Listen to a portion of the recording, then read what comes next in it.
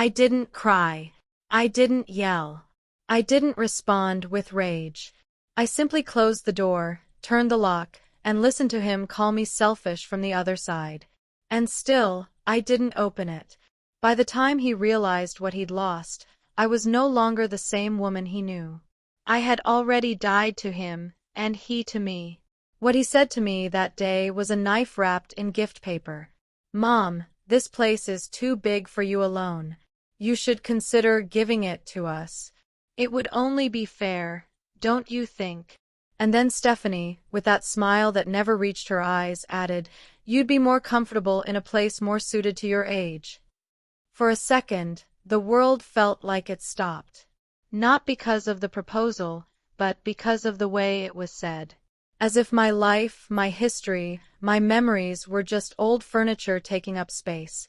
As if I no longer owned anything. But that wasn't the first sign. No, that came much earlier. I remember that night perfectly. I had made my favorite soup, butternut squash with a hint of ginger. The house smelled of melted butter and toasted bread. I set the table with my porcelain plates, the ones Elias and I bought on our first trip to New Orleans. The tablecloth was white with lace borders my mother, Ida, had embroidered. My granddaughter Riley was running down the hallway, shouting that she wanted to sit next to me. I was smiling. I was happy, or so I believed. Stephanie was helping me in the kitchen, though it was clear she didn't want to get her long wine-colored nails dirty. They looked like claws. My son Glenn was on the balcony talking on his phone, gesturing as if negotiating some big contract. When he hung up, he came over to me with a bottle of expensive wine. "It's a gift, Mom. You deserve it." It seemed strange. Glenn was never one for thoughtful gestures, but I thought maybe he was changing. During dinner, Stephanie complimented the living room curtains. "So classic, though I would put up something more modern, more minimalist." Glenn gave her a quick nod, as if to say not to overdo it. But I already felt that uncomfortable tingling in my stomach. Not because of what they were saying, but because of how they were saying it, as if they could already see themselves living here. In her innocence, Riley said something that sent a chill down my spine. "Dad, where will my room be?" Stephanie quickly corrected her. "When we come to visit Grandma, honey." But her eyes betrayed her. A visit was not what they had in mind. That night, as I was collecting the dishes, I noticed Stephanie had left her purse open on the dining room table. On instinct, I went to close it so nothing would fall out. And that's when I saw it. A floor plan of the apartment with handwritten notes. Knocked down hallway wall, open kitchen to living room, master bedroom, Stephanie and Glenn. I was stunned. I didn't say anything. I closed the purse, finished the dishes, and went to bed. But I didn't sleep. I tossed and turned, feeling the weight of every object around me. This was my home, not just a piece of property. It was a sanctuary, a place filled with life, love, and loss. It was where I saw Elias take his last breath. It's where I took my first steps as a mother. It's where I first held Riley in my arms. They couldn't take it from me. Not without a fight. The days passed, and little signs started to appear, almost imperceptible at first. A neighbor asked me if I was moving out. She said she had seen Glenn showing the apartment from the balcony, pointing toward the street and talking about office space. I laughed nervously and said it must have been a misunderstanding, but the doubt lingered. Then the doorman mentioned that Stephanie had asked if there was a way to duplicate the mailbox key. "She said it was to help you, Mrs. Carter," he told me, but I never asked her to do that. One morning, I opened my mail and saw a bank notification. Someone had tried to access my account from a new device. I called the bank. They said my social security number had been entered to reset the password. I had to change everything. That's when I knew something very dark was happening. I went to my desk, opened the folder where I kept my documents, and realized 2 papers were missing: the original deed to the apartment and the copy of my will. My heart pounded in my ears. I called my trusted lawyer, a friend named Clara. She told me to meet her at her office. The next day, I arrived with the documents I still had. Clara reviewed everything in silence. She looked at me with an expression that mixed pity and fury. Yolanda, your son is trying to transfer the apartment into his name. They used a falsified power of attorney. This is serious. I felt the air leave my lungs, as if someone had emptied me from the inside. Clara helped me block any pending transactions. She recommended I change the locks, secure my accounts, and most importantly, not confront them yet. Act as if you don't know anything, she advised. That will give you the advantage. And that's what I did. I became invisible. I started recording our conversations. Every visit. Every comment from Stephanie about what she'd do with this kitchen. Every phrase from Glenn about when we move in here. Everything was recorded. I also took photos of the floor plan, the messages they sent me, the missed calls at strange hours. I saved every piece of the puzzle. One evening, as Stephanie was making coffee in my kitchen as if she owned the place, Glenn made his final proposal. Mom, we've thought about it a lot. This place is too big for you. You could live in a smaller apartment closer to us. We could even help you with the expenses, but we need this space. It's what's best for everyone. He looked at me as if he were being generous. Stephanie put a hand on my arm. We don't want you to feel lonely, just comfortable. And this place, well, it's not suitable for a lady of your age. My face burned, but I didn't say a word. I smiled. I nodded. I told them I would think about it. And that same night, I called Clara. We began the selling process in secret. A friend of Clara's, a young foreign woman, was looking for a spacious apartment in the area.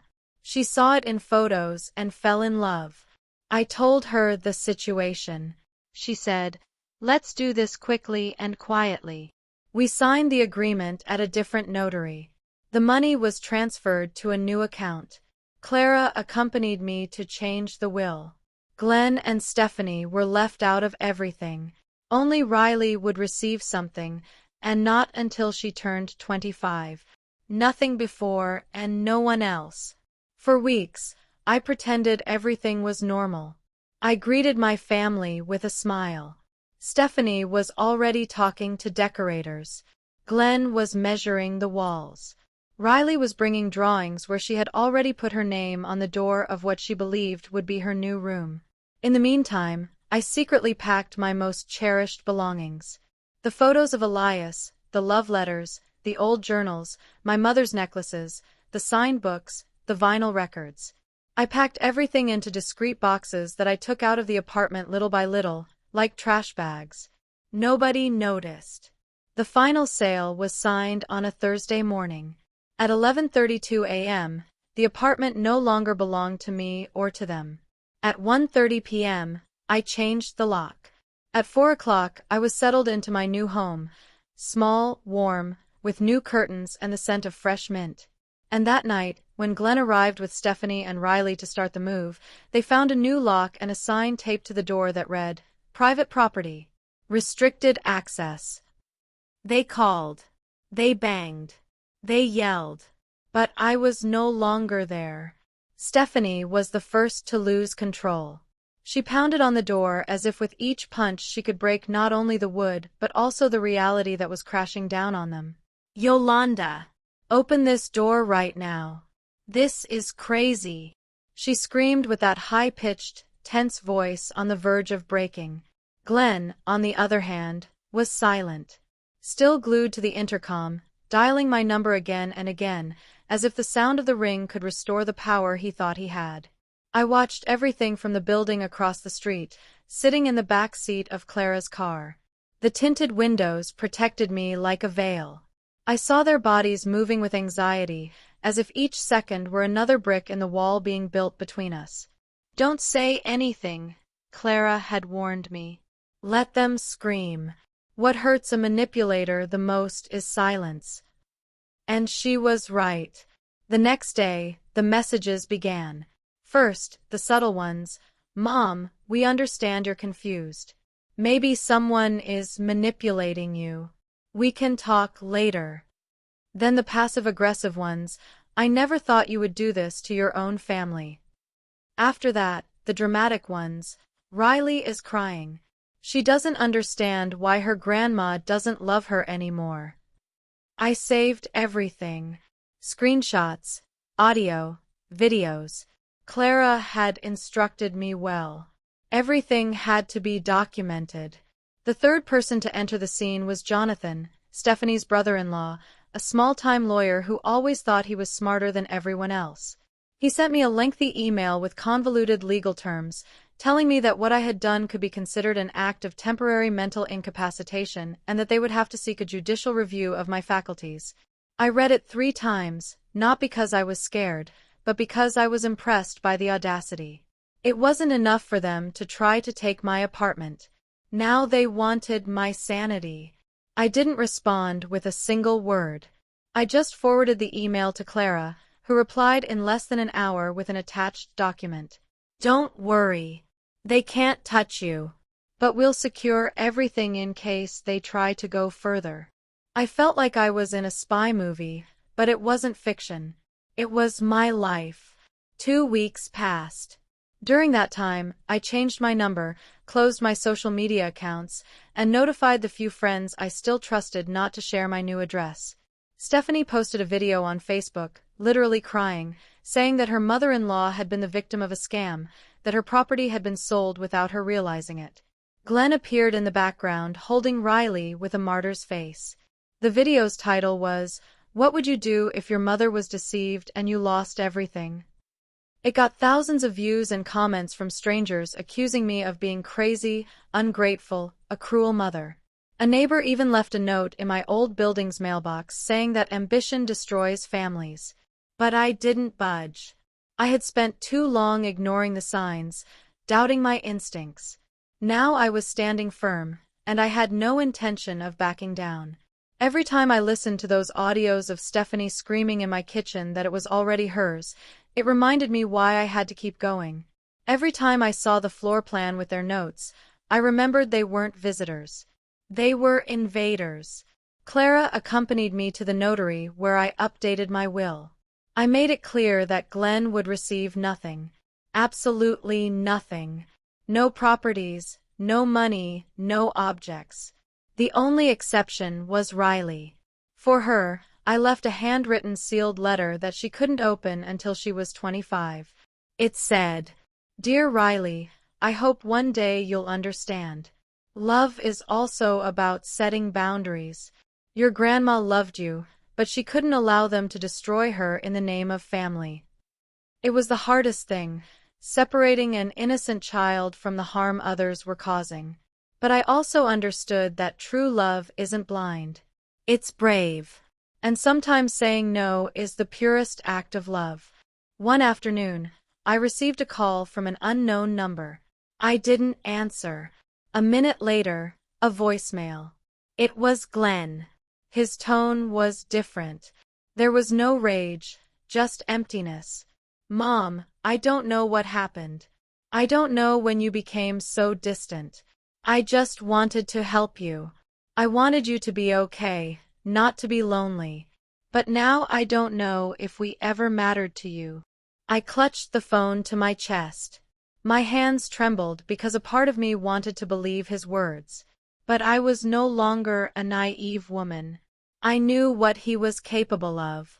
And I knew that voice was just another mask, another manipulation. Clara recommended I get out of the city for a few days, disconnect, refresh my soul. I went to a rural house I rented in the mountains. A place with no cell service, no internet, just birds, wind, and the smell of wet earth. There I walked barefoot, read aloud, and wrote in a hardcover notebook everything I had kept silent for years. The pressure to be a perfect mother. The guilt of saying no. The fear of aging and being seen as a burden. I cried for Elias, for the things we didn't say, for the times I was soft thinking it was love, for the silences that allowed me to be taken for granted. and after crying, I began to heal. I returned a week later. The scandal on social media had already died down. Stephanie had deleted the video. Jonathan had stopped writing. And Glenn had disappeared. I didn't hear from him again. No calls, no letters, no visits. Just the echo of his absence. My new house wasn't as big, but it was mine. Every plant on the balcony had a name. Every cup had a story. Every silence was peace, not a punishment. I woke up early, made coffee with cinnamon, opened the windows, and let the light in without permission. I hung a black and white photo of Elias and me on the wall, smiling in a park in Savannah. I talked to him sometimes, telling him how I had stood up for myself, how I had finally chosen to live. One morning, when I opened the mailbox, I found a letter with no return address.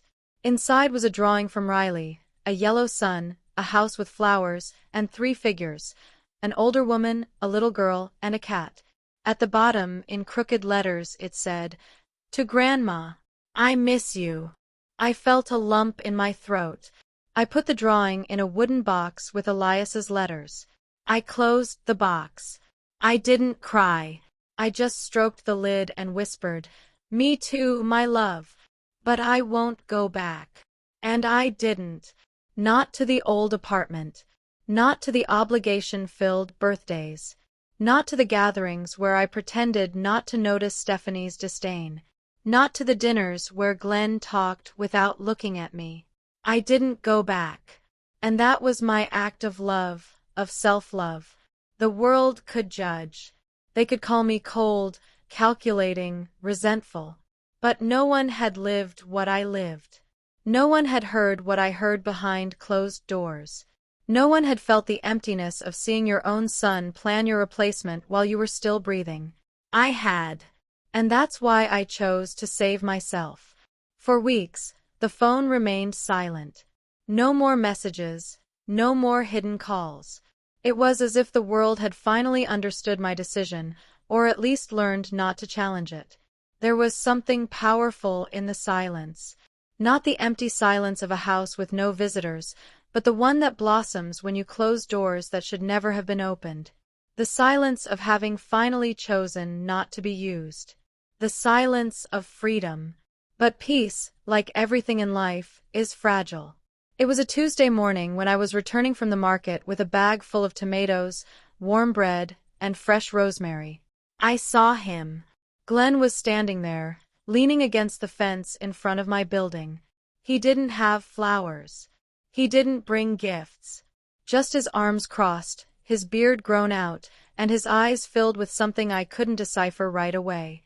Not sadness, not regret. It was something denser, murkier. I didn't say anything. I walked past him without looking, but his voice reached me anyway. "Mom, we need to talk." I stopped. Not because I wanted to, but out of habit.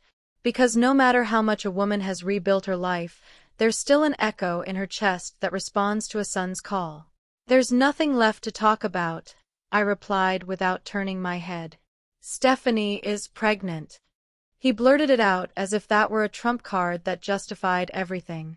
I closed my eyes for a second. I felt the mid-morning sun on the back of my neck. I took a deep breath. The rosemary in my bag released its earthy, sweet scent.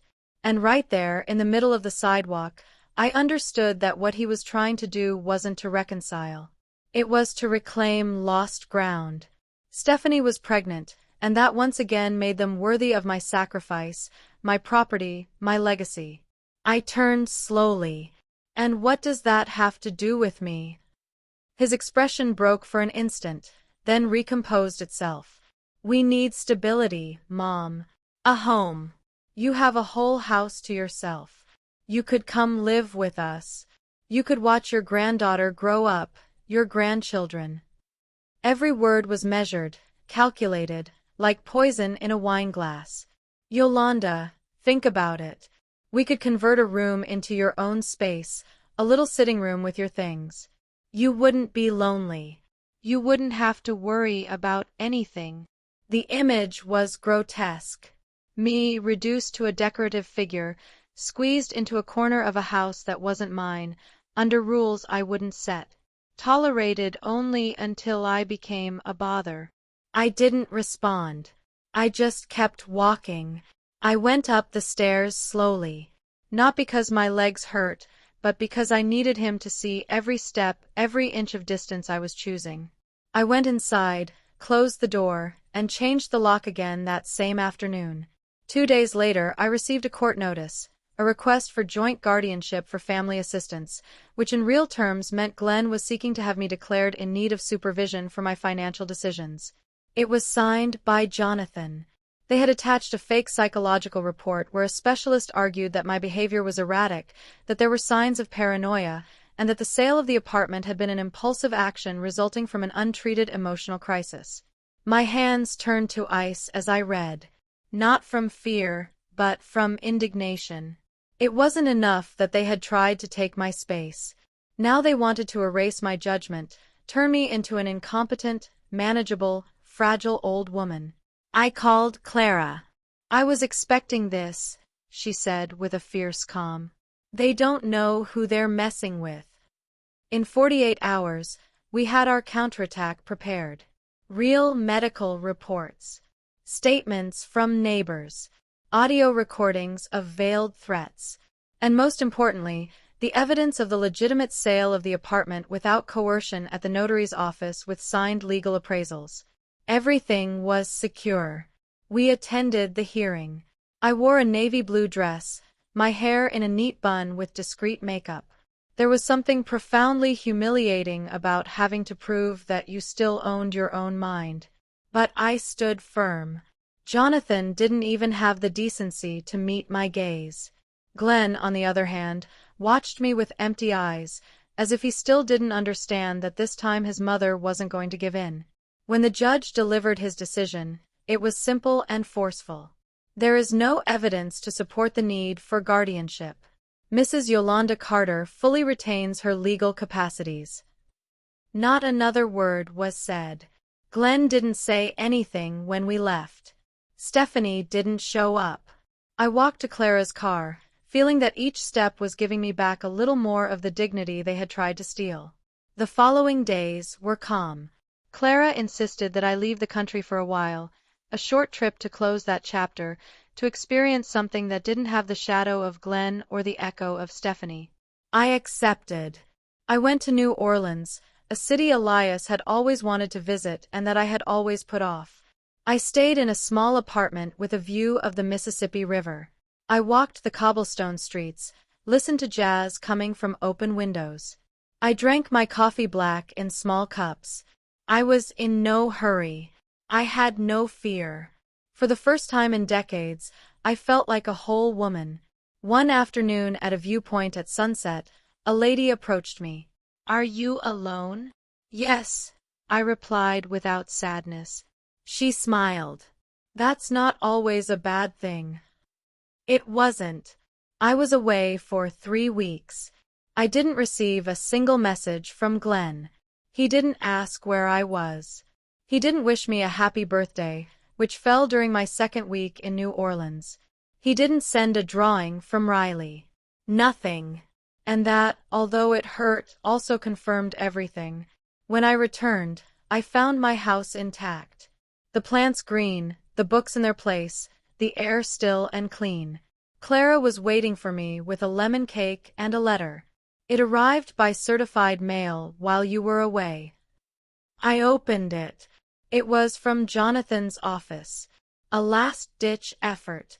A threat disguised as an apology. They wanted to mediate. They wanted to repair the family relationship. I knew what that meant. They wanted a piece of what didn't belong to them. I burned the letter in my kitchen.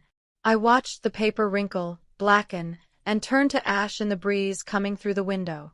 Then I wiped the counter as if erasing a final stain. The months passed. I never heard from them again. Peace, that seemingly impossible peace, settled in like a silent guest. I learned to enjoy the simple things. a well-made cup of coffee, a book with the smell of new pages, the sound of rain on the roof. One day, I found an old notebook of Elias's. It had doodles, ideas, scattered phrases. On one page, written in his neat handwriting, it said, "The greatest act of love is to stop allowing yourself to be hurt." I cried. I cried like I hadn't since this all began, and that was my catharsis.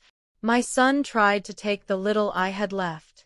But he failed, because what I had wasn't just an apartment.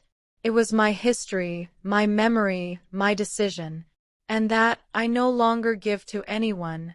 I got used to the sound of my own footsteps in the house again, to the way the wooden floorboards creaked at certain spots when I went from the kitchen to the balcony, to the way the light came through the curtains at 6 o'clock in the evening, painting everything in a melancholic golden hue. It was a new silence, different from before. It wasn't the silence of abandonment. It was the silence of choice, of the woman who has cleaned every corner, not just of her home, but of her soul. Clara sometimes came over for dinner. She brought wine, laughter, and an energy that contrasted with everything I had lived through in the months before. We talked about literature, politics, travel, sometimes about what had happened, but not as an open wound, as a scar that no longer hurt to touch. One Saturday in the fall, as I was sweeping dry leaves from the building's garden, the doorman called out to me, "Mrs. Carter, there's a young lady asking for you." I looked at her from a distance. It was Riley. She had grown so much in so little time. She was no longer the shy little girl who hid behind her mother. She was wearing a denim jacket. Her hair was loose. And her eyes, I didn't know if she had come looking for answers or to cast blame. We went up to the apartment in silence. I offered her tea. She accepted. She sat on the sofa where we had so often read stories together. But this time, the air was different. "Why did you do it, Grandma?" she asked without mincing words. "Do what?" "Sell the apartment, move away, cut him off." I looked at her for a long time. She was nervous, but firm. She hadn't been sent. She had come with her own ghosts. "Because it was necessary," I replied. "Because if I didn't, I would have lost myself." Riley looked down, fidgeting with the cup in her hands. "Dad said you went crazy. That you woke up one day and decided to destroy everything." I smiled, not with tenderness, but with that sadness only mothers know.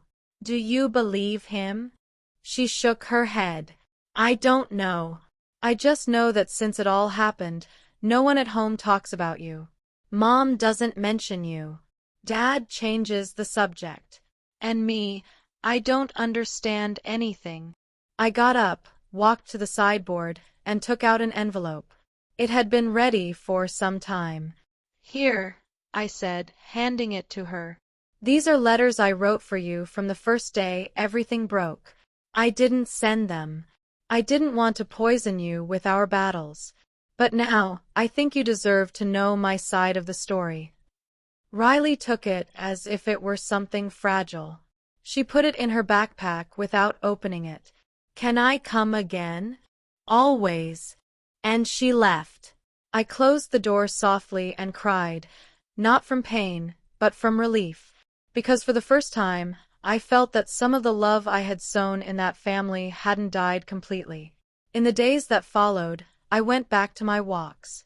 I went to the park to watch the kids play, to read, to drink coffee on a bench where the sun hit me directly in the face.